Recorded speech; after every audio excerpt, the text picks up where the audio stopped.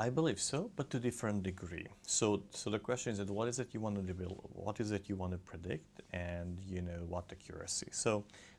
And in order to predict anything, you need data, lots of data. Anyone who tells you that they can make predictions without data is either a palm reader or a business consultant, but certainly not a scientist.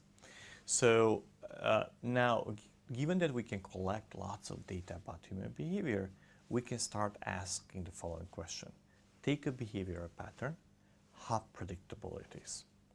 One of the things we showed in my lab is that when you think about human mobility, that where you are and where you're going to be an hour from now or tomorrow at 3 p.m., that particular pattern is extremely predictable, very regular and very predictable.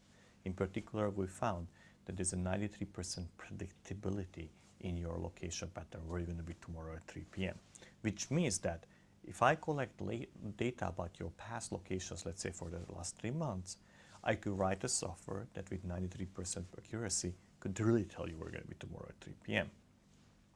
Now, why do we look at mobility? We look at mobility partly because it's a human behavioral pattern that very much determines what you do.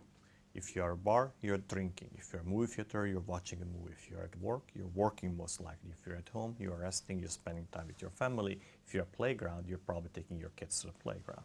So where you are really determines what you can do. It's very constrains you and allows you certain possibilities. But at the same time, human mobility is just one of the many behavioral patterns we have.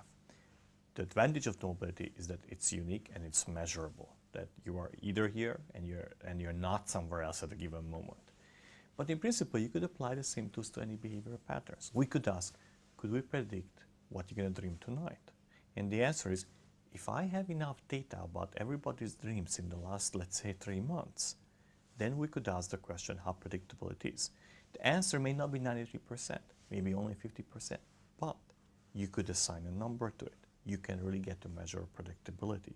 That is, you can take the aspects of human behavior that were traditionally in the field of sociology, psychology, psychiatry, and so on, and turn them into predictable patterns, or at least understand the limits of predictability in each of them.